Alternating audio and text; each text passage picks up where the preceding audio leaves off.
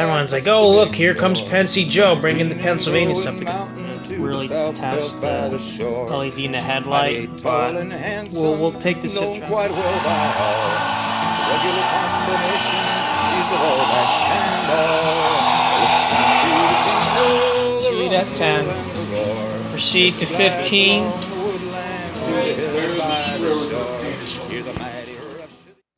Hey everybody, this is Pensy Joe back again for another TCS WOW install or DCC install video. And today we're going to be working on a Broadway Limited Paragon 3 RF-16 shark nose for specifically the Pennsylvania Railroad. And yeah, this is going to be an interesting model. It's not going to be too complicated. If you want to make it complicated, you can. You're going to have to do a lot of custom lighting if you want to do like a more complicated install for this locomotive, and I'll explain why when we get there later on. Without further ado, let's get started. Alrighty, so now that I got the shell off the locomotive, this is the HO400A or Paragon 4 decoder that I got for this diesel a while ago. Obviously, I'm moving on. These were rather cheap at a time. They were like 25 bucks a piece or something like that. So now I believe the new decoders are like 50. If you want to upgrade your decoder, it's like 50 bucks more to upgrade to the 400A. And it's not really hard to replace the decoder. Obviously, you take the shell off, unscrew the screw, and then unplug everything and make sure you know how to plug it back in when you put the new decoder in. But besides that, lighting. So the lighting for this locomotive is rather strange in my opinion.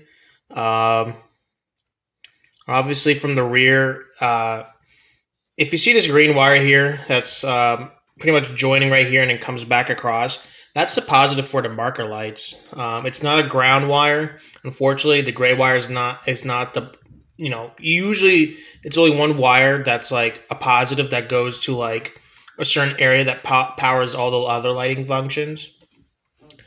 But in this case, the gray wire, green wire, and brown wire power the headlight, marker lights, and number board lights at the same time. So I thought that was kind of interesting. I was like, why did they do that? Well, it seems to be that in this version of this locomotive in particular, I'm not sure if this is the same on another type of locomotive or other diesel locomotive, but on this locomotive, particularly the RF-16, the design is that the load or the switch that turns on and off the functions, like individual switches in the board or whatnot that you activate using like, your controller or whatnot, is through the positive side. Before, when the rail picks up power, it goes through a switch that's in here, somewhere in here, that's activated digitally, and then goes through the system to then power those specific lighting functions. Normally, with like TCS WOW decoders and all that stuff, they switch from the minus side.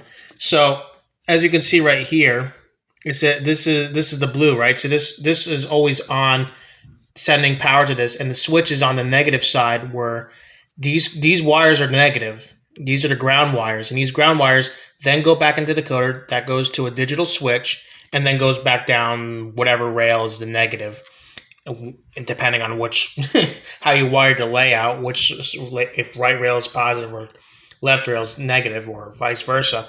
So on the Broadway version, it's the opposite. The power, if you go to each power wire, it would be the opposite. There'd be a common ground. Like let's say this would be the common ground for a second. The blue wire. Ignore what it says right here. And then these wires, the colored wires, would be the positive, the individual positives. Very interesting design. I'm not sure why it was designed like that, to be honest with you guys. If you want to, like, you would have to if you wanted to like do it in this correct format, so you don't have to, so not all the lights turn on, which I'm going to do with mine because there's no cab light, which is fine.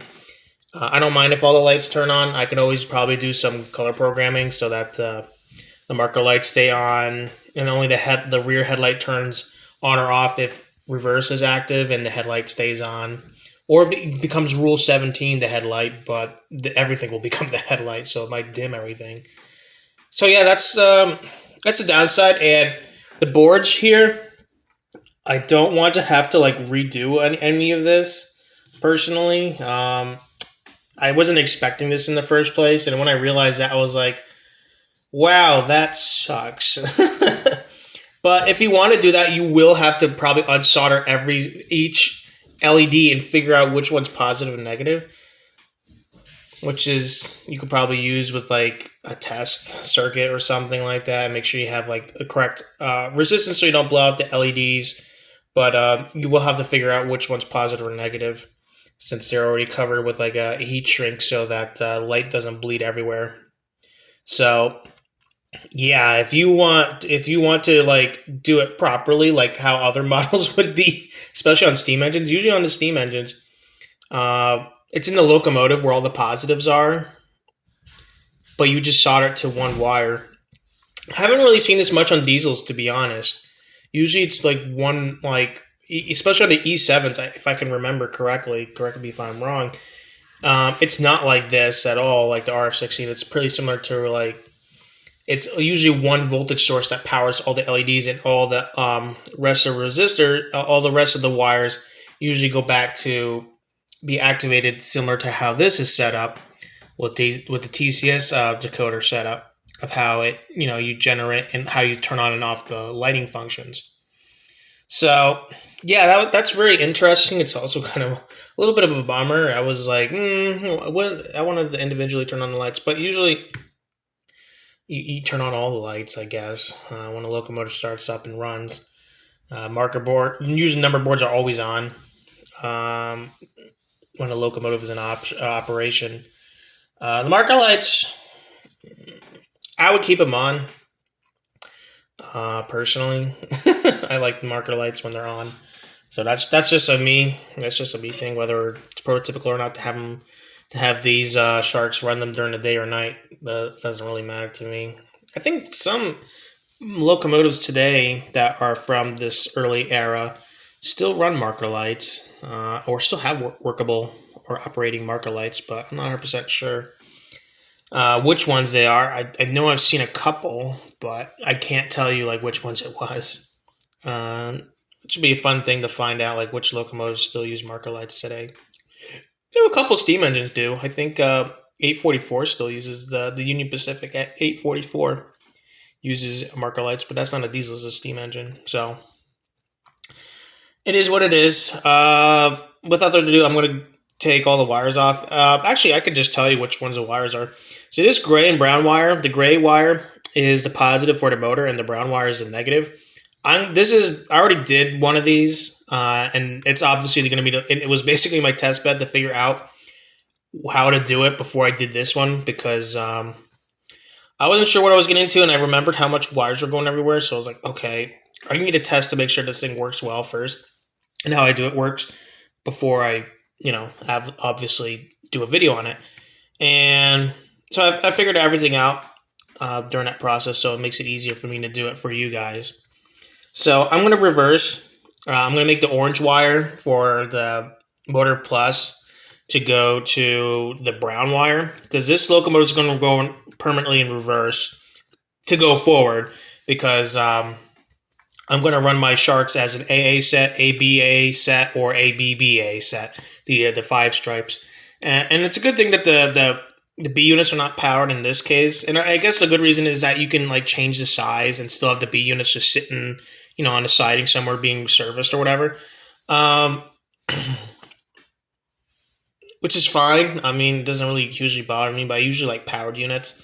And it is what it is. I'm getting like a full powered ABBA stealth single stripe shark nose set sometime this next year. So that one will be like a permanent, 4 unit set. So yeah, so that's what these 2 wires are. Obviously, I'm going to reverse this, so when I have the controller forward, it'll go in reverse, and then if I wanted to go in reverse, it will go forward in reverse. These two plugs right here, both gray wires right here, these are positives. These are right rails. Both gray wires are right rail, which is pretty simple. And then you got black wires, which, if you guessed it, is left rail. Right here, 2-wire pin right here is the red and black wire. That is for the speaker. Very simple. Now this is complicated. This wire right here is the ground for, I believe, well, pretty much the rear headlight. This is the rear headlight ground. This wire, which goes all the way to the front and comes back, this black wire. So this wire comes all the way from the back, goes all the way to the front, and comes out the same wire right here. This is the ground for the headlight and all the other lights. So this is the major ground. There's only going to be minor positives. This is the minor positive headlight, the red wire right here. Let's see. Or is it the gray wire? I think it's the... Now I'm confused. Well, actually, there is a gray wire that goes, I believe, over there. Oh, no, I'm sorry. That I did get confused. So, yeah, that gray wire was basically one of the right rail pickups. So, yeah, this is the headlight, the red wire.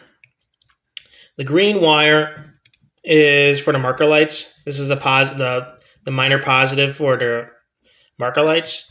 And then the brown wire is the minor positive for, all the blanking out for a second, the number board lights.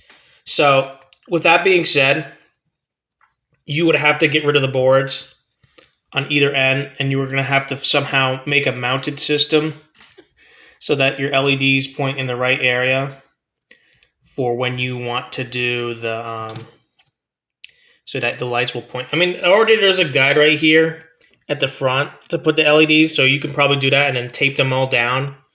And that will fix that problem. And you just have wire, and you just have short wires, go to the plus, go to the negative of whatever side you want to start with of the LEDs to the other one, so that the other ones do activate and illuminate. And then you do each negative to go to whatever lighting function you want. Again, I'm not going to do it for this one because I don't really want to do that. I want to keep things as simple as possible for this. But that's something that I can tell you that you can do. It's just a little bit more advanced. And I don't really want to spend that much time today to do that. Would I do it in the future? Probably not. I'm fine the way it is. It is kind of a shame, though. But yeah. Anywho, I'll get to the next part where I have the right rail, left rail, pretty much soldered on, and then I'll show you the reverse to motor minus and motor plus as well with that update with the right rail and left rail wires already done. And then I will do all the positive wires together. I'm pretty much going to just solder 3 wires, twist them together, spiral them together, and then put a nice wad of solder at the end so that I can then have the 1K ohm resistor and then the blue wire. And then all I have to do after that is just the white wire for the front headlight and the yellow wire for the rear headlight. Do the ground for those as well, and then that's it pretty much. There's no other lighting functions we're really going to do, unfortunately. That's just it. I'm not going to do any ground lights or anything like that. I did look at the model. There is no way you can really do lights like that compared to like proto models or anything like that. It only was like the E7 that I know of. I don't know if the F7s or anything are going to be like that. So we'll see if I'll do more like track lights or anything like that, or ground lights or ladder lights. I don't know the correct term. Ground lights. I'm going to call them ground lights. So yeah, I'll see you guys back where I have some stuff already done. Okay, so I got the motor minus and motor plus hooked up in reverse. so that the locomotive will go in reverse when I wanted to go forward, so it will tail the rear of the ABBA unit or AA unit. And now I got the left rail, right rail done. And after this, all I need to really do is just do the voltage plus, get the red, green, and brown wire twisted together and have some solder at the end. Get the resistor for this, hook it up to that. And then for the two grounding wires, there is two. There is one that goes all the way across, and this is the reverse headlights as well. So I gotta get the reverse headlight. Actually, there's like 4 wires. I gotta get the red, gray, green, and brown together and solder them together, and then put the resistor on, and then do the blue wire, and then the white wire will go to, oh, which wire is it? Oh, it's this one. This is a black wire that goes to this pin right here. And then the other black wire, which is right here, will go to the yellow wire. And then we're pretty much done, guys. It's very straightforward. Once you figure things out, if you want to do like those individual lighting functions to turn on and off, you can. It's just you're just gonna have to do some custom work. You can't use the boards anymore because of how they're set up. So, yeah. Without further ado, I'll do some more wiring. And well, first I'm gonna actually go downstairs and go test it on the track and see if everything with the motor minus and motor plus is working correctly. And then after that, I will do the lighting functions, and then I'll hook up the sound unit, the speaker, and then we'll do a test run with the ABBA set, and we'll conclude this video. Okay, so this is pretty much the final look of how everything's going to look tucked in. There's a good amount of space inside here once you be able to put everything down. All the wires can be taped down inside there. Make sure there's no wires on the outsides. Tuck everything in. Make sure no wires are going around the sides over here on each side. And that's pretty much it. As you can see, here's that huge 4 wires of positives going into the right here where the resistor is, and it goes to the blue wire, which hooks up over in here. So now we'll activate all the lightings. Now without further ado, I'm going to put the shell back on, and I'm going to bring it down to the layout for test running.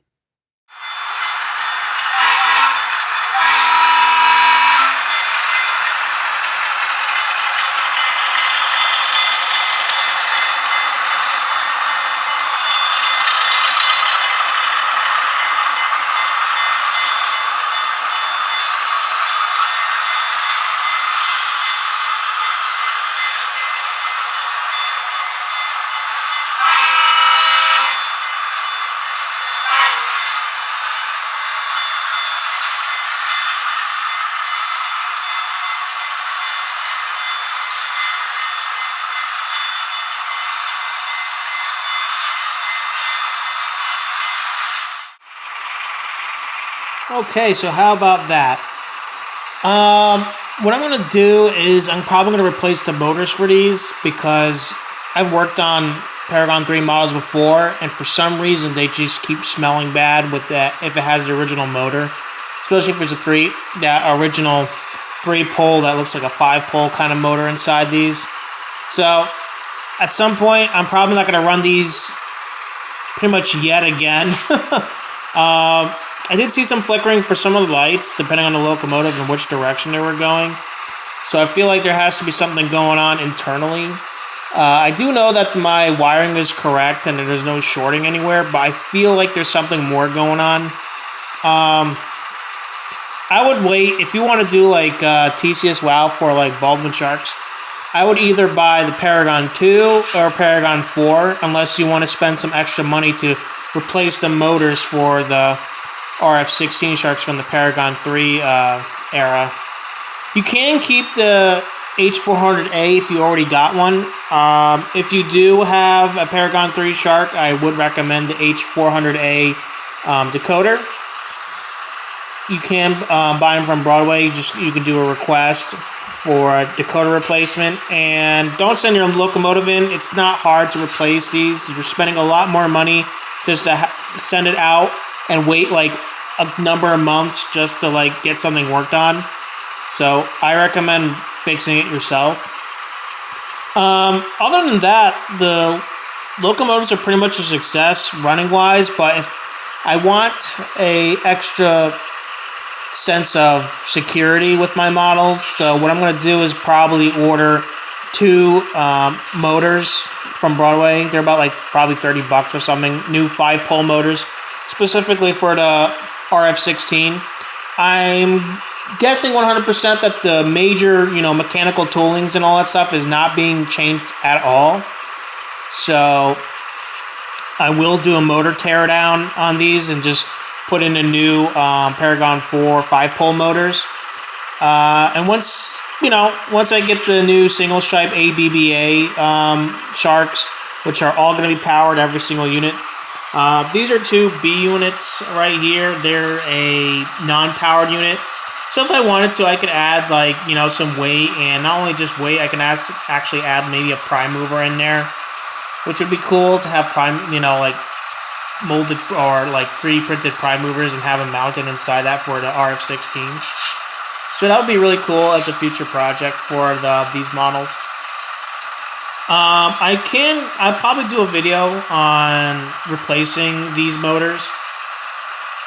It's not going to be like ridiculously hard or anything like that. I'll have to take off the top plate. I'm not sure where the mounting plate is, so I'll probably have to check the bottom of the locomotive, look for screw holes and stuff to take the basically the cradle that holds the motor on there, to take it off. So that's a totally different kind of video. If you have anything that's not like, I don't know, a J1 Pennsylvania. If you have a Pennsylvania J1, it has a different motor, like a completely different motor than the RF-16 and the T1s, and even the streamlined K4. They all have different motors. The one I got was refurbished, so I'm pretty sure it had like the newer motor in it that doesn't have like the problem of failing. Because that's what a lot of factory models did have, is that their motors would fail, which is absolutely terrible. Yeah, it's just one of those things that the Paragon 3 was pretty much the dip in quality kind of era for the model itself. I haven't heard too many negative things about Paragon 4. Hopefully the new Sharks that are coming next year are pretty good, and the 5-pole motors are really good. I do plan on doing DCC installs on them. I'll probably do like I'm gonna get like they're DCC ready, so you're gonna get the 21 pin. I'm gonna get 21 pin boards for them, but I'm also gonna add keep alives to them as well. I'm pretty sure the TCS WoW like keep alive should be good enough, because the DCC ready boards shouldn't be that really complicated in themselves and like causing any issues or whatever. But we shall see. I do have a number of locomotives that are DCC ready, ordered from Broadway, so we shall see when we get to that point sometime next year. And yeah, I mean, these locomotives are really nice. Keep alives work really well. The locomotives are not overly warm, but I did smell a weird smell, and I'm guessing the stock motor is causing a burning. It's causing too much amperage, probably. I'm not 100% sure what causes this issue. I haven't had any issues with other Broadway engines that I've converted, but there is a couple of locomotives I have had worked on, especially for a friend who had Paragon 3 ES44s. They were FEC that I did a while back, and they did have a burning smell, and that was probably because of the high amount of amperage going through the decoder for the TCS water decoder. So yeah, I'm not running the motor, and it only happens when the motor's running. That's when I get that smell from. So I'll do some troubleshooting with these in the future and do a video on like replacing the motor on basically one of the units. But yeah, I'm happy that I've upgraded them to the TCS WoW, and the performance is pretty well. I will have to replace some of the couplers on here. I'll need to get non-whisker couplers, and I'll be honest with you guys, the design for like if you want to add regular KDs to these, man, does the system it is to like put KDs on is terrible. I don't know why they didn't have any body mounted like. I really don't understand why they didn't have any body mounted couplers for the RF-16s. I don't understand why they went with the how would you call it, the steam locomotive drop bar or something like that. Like, I don't understand why they went that route. I think that was a dumb move personally. It is a pain in the butt to replace the couplers on these. It's not a huge pain in the butt, but it is a pain in the butt because the screws that they give you has a flat like rim around the screw top itself, the Phillips head itself, and it's too big to like fit into this like swan neck kind of like mounts for the coupler box to put on, and it's that they provide you if you want to switch to couplers. And I don't understand why they went that route. Obviously the Sharks I'm getting are probably already done from the factory with like couplers and whatnot. So that's not a huge problem to me. I will have to check to see if there's any like decoupling issues depending on the type of track. I have tested the locomotive in the other direction. This is the main forward direction. And I found that when the train slows down, it uncouples over here. So there's some slack going on from the other motor and these two dummy units. So what I'll have to do is probably put a shelf coupler on one of the B units, or probably a couple of them so they don't just like, break apart. Or I can put shelf couplers onto them, but I'll have to find non-whisker shelf couplers. On top of that, I'll probably need to see if I need to do longer shank shelf couplers if they're available. When I tested these originally as the HO400A on my club layout, for some reason the locomotives would derail. I don't know why. It's kind of silly, but it is what it is. It'll be a trouble. It's one of those things you got to troubleshoot sometimes with certain models. And I'm not sure why the RF-16s from Broadway were having an issue. So that'll be a fun project in the future, just to figure out stuff. But yeah, that's pretty much it here, guys. This is Pensa Joe with the Broadway Limited Paragon 3 Shark Noses, the RF-16s, and I'll see you guys down the line in another video further on. All right, bye now. By the shore, hear the mighty rush of the engine, hear the lonesome hobo squall, riding through the jungle on the Wabash Cannonball. Now here's to Daddy Claxton, may his name forever stand, and may be remembered in the courts throughout the land. When his earthly race is over, let the curtains round him fall. We'll carry him home to victory on the Wabash Cannonball. Oh, listen to the jingle, the rumble and the roar, as she glides along the woodland to the hill and by the shore. Hear the mighty rush of the engine, hear the lonesome hobo squall, riding through the jungle on the Wabash Cannonball.